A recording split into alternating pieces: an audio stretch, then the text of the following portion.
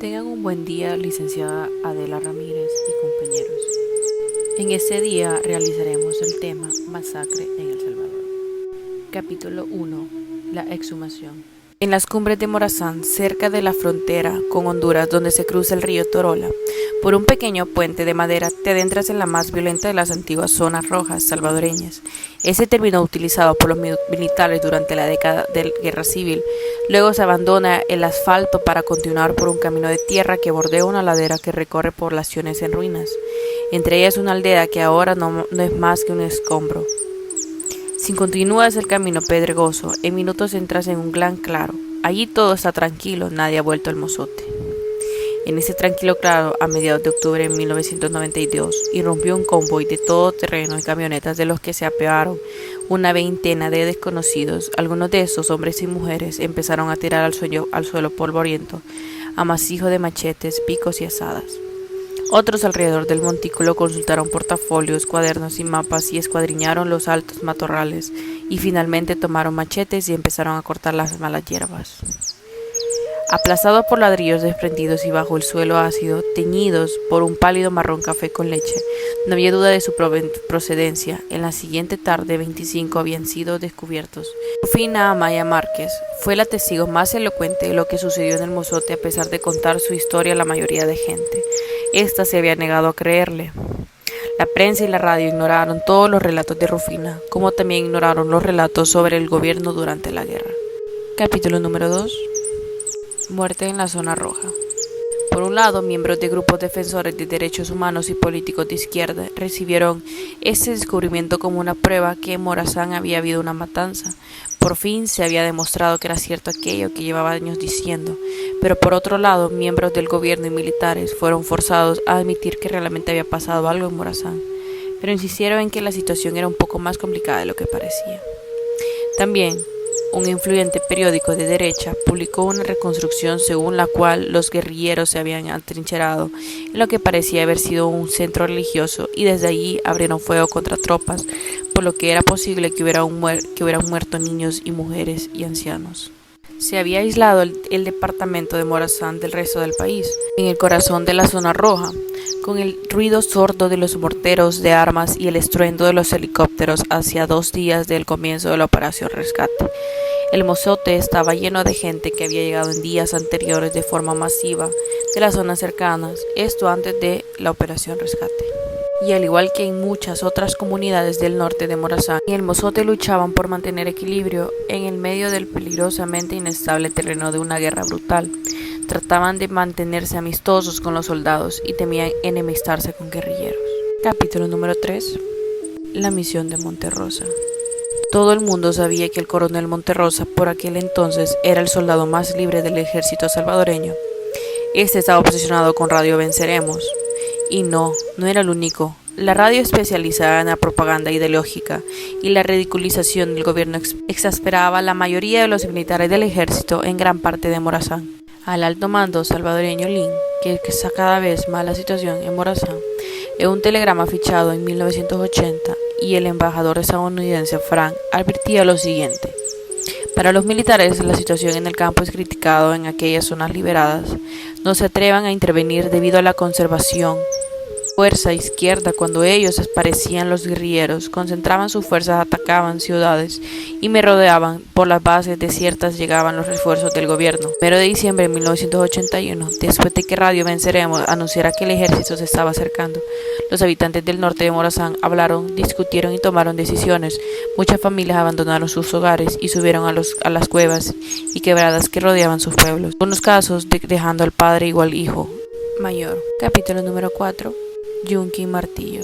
Cuando el coronel Monterrosa llegó en diciembre de 1981, se encontró con una población que estaba en manos del gobierno.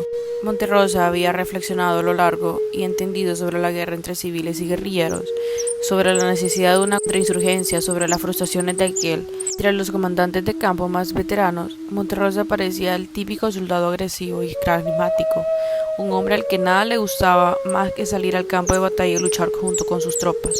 Capítulo número 5. La matanza. Unas 400 personas estaban boca abajo en el suelo, mientras según Rufina, cualquier soldado se detenía junto a un hombre o una mujer, le daba a puntapié y preguntaba a gritos quiénes eran guerrilleros, dónde estaban y dónde se escondían las armas. Los habitantes del mozote yacieron ahí durante horas en medio de la calle con la cara llena de polvo y los niños llorando. Pero finalmente los soldados les ordenaron que se levantaran mientras el pueblo del mozote se ponía en pie tambaleándose. Rufina y su esposa rezaron, deseosos de que ya hubiera pasado lo peor, deseosos de que los soldados se fueran al día siguiente. Dijo ella, pensamos que como aún no nos habían matado, quizá ya no lo harían. Señores, dijo el capitán Ariado, lo que hicimos ayer y anteayer se llama guerra. En esto consiste la guerra. La guerra es el infierno y si les ordeno que maten a sus madres, eso precisamente lo que harán. Así que no quiero oír que después mientras beben y se hacen los locos, lloriquen y se quejen de lo horrible que es todo. Capítulo número 6. Los primeros informes. A medida que la marea de los soldados refluía desde el norte de Morazán, era la medianoche del 24 de diciembre, aquella víspera de Navidad, y según sus recuerdos, Santiago logró captar las ondas, contar al mundo que Radio Venceremos había renacido e informar de que en el transcurso de sus 2 semanas de silencio había tenido lugar en el norte de Morazán una gran matanza. Aquello fue el comienzo de una ambiciosa campaña de propaganda que fue cobrando fuerza progresivamente en diciembre, enero y febrero. El 29 de diciembre, los guerrilleros atacaron los destacamentos que el ejército había mantenido para ocupar algunas de las aldeas de la zona, incluyendo la Guacamaya y el Mozote o sus alrededores. Los primeros informes.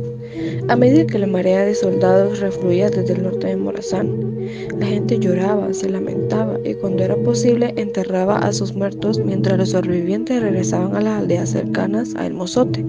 Los lugareños contactaban como representantes de Socorro Jurídico Roberto Cuellar, director en aquel momento. Recuerda haberse enterado a través de los miembros eclesiásticos de la gente de ahí o los vecinos. En el mediodía del 24 de diciembre, aquella víspera de Navidad, según los recuerdos, Santiago logró captar las ondas, contar al mundo que el Radio Venceremos había renacido e informar que en el transcurso de sus 2 semanas de silencio había tenido lugar en el norte de Morazán una gran matanza. Aquello fue el comienzo de una ambiciosa campaña de propaganda que fue cobrando fuerzas progresivamente en diciembre y enero y febrero. Y también el 29 de diciembre los guerrilleros atacaron los destacamentos del ejército que habían mantenido para ocultar algunas de las aldeas de la zona, incluyendo la Guacamaya, el Mozote y sus alrededores. Los campesinos dijeron que habían encontrado cerca de un río, casi desnuda con las extremidades y un cuerpo manchado de sangre cubierto de pinchos. Hablaba, lloraba y hablaba. No podía comer, no podía beber, solo balbuceaba. No sabía qué estaba pasando, quiénes era o qué querían. La llevaron a Zaputal, la entrevistaron y al poco tiempo la voz de Rufina Maya, que contó detalladamente la historia que sucedió en el Mozote, se oyó en todo El Salvador el 31 de diciembre. La Comandancia General de Frente al Morazán del FMLN hizo un llamamiento a la Cruz Roja Internacional de la Comisión de los Derechos Humanos de la OEA, la Organización de los Estados Americanos y la prensa internacional que conformaban más de los de 900 salvadoreños en el Mozote y en las aldeas alrededores. Aquella noche, mientras la Radio Venceremos transmitía una misa en memoria de los miles masacrados, el presidente provisional de Salvador, José Napoleón Duarte, se vio obligado a hablar por la radio y negar las acusaciones personales. Dijo que en toda esa historia de la masacre era solo una artimaña de la guerrilla, cuyo objetivo era desprestigiar su gobierno justo cuando el Congreso de Estados Unidos estaba considerando prestar ayuda a El Salvador. El Congreso aportaba los presupuestos con los que se pagaban las armas, los helicópteros y los asesores militares estadounidenses en aquellos años. Si era garantía, no se presentaba al Congreso antes del 29 de enero y se defendía de manera convincente, todos los fondos y las ayudas para El Salvador se suspenderían de forma inmediata. Ahora, todas las partes se preparaban para el debate sobre la garantía, un trámite que consideraría uno de los más congresistas, de los líderes religiosos, los jefes de grupos de derechos humanos y otros interesados en la nueva oportunidad de documentar los abusos cometidos en el gobierno de El Salvador. Versión de Washington. Todo inicia con las palabras cortas del ex embajador en Washington que fue titulado en su blog: "Pido perdón, no debí de obedecer instrucciones". Ernesto Rivas, ex embajador de El Salvador ante Estados Unidos durante la mayor parte de la guerra civil, rompió este viernes 31 de octubre el silencio de casi 33 años después de cometida la masacre del Mozote, en la que el ejército asesinó a un millar de personas desarmadas, y revela que a inicios de 1982 negó en Washington. En enero de 1982, un mes después de la matanza, Rivas negó a periodistas del Washington Post y del New York Times que el 9 y el 13 de diciembre de 1981 militares salvadoreños hubieran arrasado 8 poblados del municipio en Morazán, a 100 kilómetros del nororiente de San Salvador. El ex diplomático agrega que él sospechaba que sí había ocurrido algo en aquellos terrenos de El Salvador, pero no daba detalles.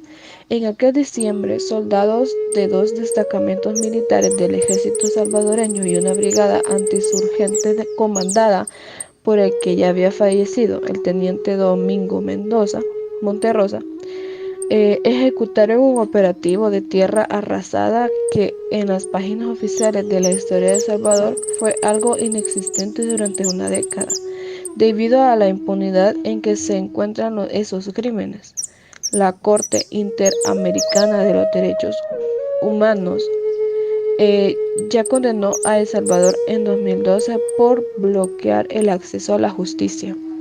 La Corte encontró a El Salvador culpable de violar el derecho de la vida, a la integridad personal y a la propiedad privada. Asimismo, de haber negado a las víctimas, a los parientes que éstas del derecho de justicia, y en esa ocasión también le ordenó investigar e identificar a los responsables, procurar que se les procese jurídicamente y a causa de las víctimas o de los sobrevivientes. El perdón de el botín de Monterrosa. Domingo Monterrosa, aquel hombre cuyo carácter bélico era destacable a simple vista y poseedor de una sed de victoria, y dicho hombre, luego de que su ascenso a coronel, fue ejecutado durante el gobierno de Magaña, sustituyendo de esa manera al general Jaime Flores, de esta manera convirtiéndose en el comandante militar de toda la zona de El Salvador. Con estos nuevos conocimientos y habilidades, aquel cruel hacedor de masacre fue visto como un hombre renovado, un hombre que en un conjunto con sus nuevas habilidades buscaría proyectarse ante la población civil y de esta manera ganársela. Aquel hombre que ya era destacable tácticamente sobresalió mayormente con tácticas de combate renovadas y una metodología que dejaba ver el intelecto de su hacedor. Un coronel con características pueblerinas, pero con un idealismo político, se lanzaba hasta las placas del pueblo donde finiquitaban sus operativos, y bajo aquellas imágenes de alguien confiable y de quien se podía confiar, le dirigía a los pobladores reunidos con el fin de enterrar sus cabezas, que el único que se encontraba al lado del pueblo era ellos. Algo que caracterizó a Monterrosa, más allá de sus ansias de ganar, era su obsesión con la radio Venceremos, la cual, mientras intermediaba con otras locutoras, escuchaba la Venceremos, donde con alta atención escuchaba lo que de él y sus operativos hablaba. Esta obsesión lo llevaba a buscar los botines de batalla, cualquier cosa que fuera útil para localizar y destruir esta radio. Monterroso estaba obsesionado con los botines de guerra. En estas sesiones de combates con sus hombres capturaban algo, no dudaban e ir inmediato a comprarlo. La verdad sobre el mozote. No había nadie más alrededor, la gente se había dispersado durante el asalto de los soldados, y Andrea Márquez tenía demasiado miedo como para volver a La Joya. Con su niña en brazos, subió a la montaña hasta llegar más arriba y encontró una cueva. Intentó curar la herida de su hija con hojas y agua de arroyo. 8 días más tarde cavó un hoyo con un palo que encontró y enterró a su pequeña. Después, delirante por el dolor y la conmoción y el miedo, deambuló por lo alto de la montaña. Meses después, entre sobrevivientes, los pocos que quedaban en Morazán, se empezó a rumorear tímidamente de una bruja que se aparecía en las montañas de vez en cuando. Bajo la luz de la luna, ya entregada la noche, se podía entrever a una mujer salvaje, desnuda y con el pelo hasta las caderas, agachado junto a un arroyo. En las montañas de Morazán, en lo que aún era zona roja, los refugiados se entregaban a la reconstrucción de su barrio. El 26 de octubre de 1990, Pedro Chica Romero de La Joya, escondido en una cueva situada en lo alto de la aldea, mientras los soldados mataban a sus familiares y vecinos, fue a San Francisco Gotera y presentó una denuncia penal. La investigación fue despacio y aunque tutela legal, entre otras organizaciones de derechos humanos, intentó presionar al juez con la publicación en 1991 de la primera investigación exhaustiva sobre la masacre del Mozote. Los comandantes del FMLN y Alfredo Cristiani no se hubieron reunido en la Ciudad de México en enero de 1992 para firmar un acuerdo que pusiera fin a los 12 años de guerra. En junio de 1993, el secretario de la Comisión del Estado de El Salvador, creado a raíz del informe de la Comisión de la Verdad, concluyó que la gestión que había hecho el Departamento de Investigación de la Masacre minó seriamente su credibilidad con sus críticas y probablemente con la de los salvadoreños. El Salvador concluyó su informe indicando lo siguiente: era cierto que había tenido lugar una masacre y que una de las declaraciones de Estados Unidos al respecto eran falsas. El 11 de diciembre de 1981, 2 miembros de la embajada fueron a El Mozote para asistir a la ceremonia en honor a quienes murieron en aquella masacre.